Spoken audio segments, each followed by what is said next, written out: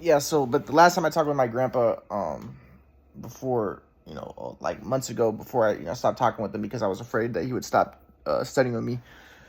You know, I want to give a little bit of space, but last time I talked to him, he was saying that he was like, he said, I talked to you. I was asking him, can you talk to my dad and ask if my dad and mom can see me again and talk to me and just let's move on.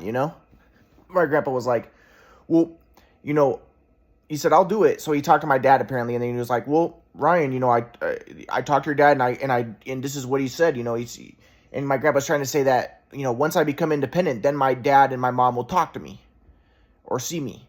And I'm like, Grandpa, that's not the case, because I've talked to my mom, and even when I had the job, my mom said that dad's never going to talk to me again. She's never going to see me again. It doesn't matter if I'm independent or not. And I discovered the theory of everything. Can we just, if you guys wanted, you guys could support me and we can move on. So, but it's like, but his whole thing is, once you're independent, that's been the whole thing from the beginning. No, it's not.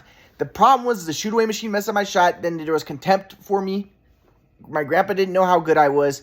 He didn't know, because when the shoot away messed up my shot, then my dad tried to fix. My dad was like, well, put your feet like this. And then my dad was like, well, on defense, put your feet like this. And then he just like distorted everything. But again, my grandpa would be like, well, why did you trust your dad?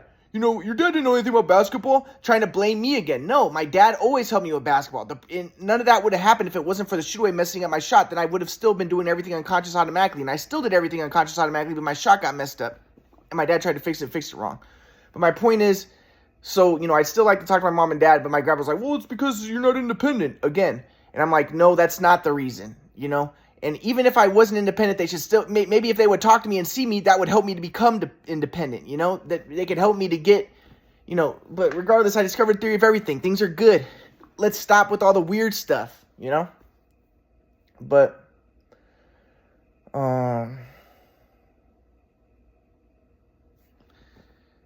yeah, and then, like, my friend Bill was like, I would tell Bill, my mom and dad think I'm crazy, or they won't talk to me. And Bill's like, well, why, what did you do? Like, he wants to blame the victim. He wants to believe, like, well, of course they think you're crazy. You must have done stuff to make them think you're crazy. But then I have to tell the people, no, they haven't seen me in 15 years. They haven't seen me in high school, since high school.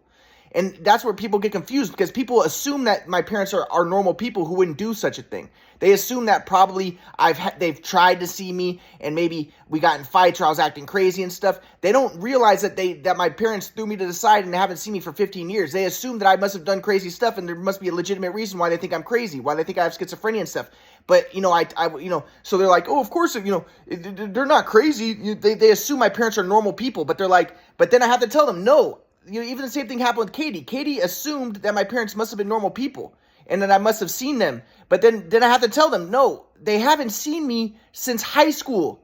I'm 35 years old. For over 15 years, they really have not had any interaction with me. They just make these assumptions. So it's like, but...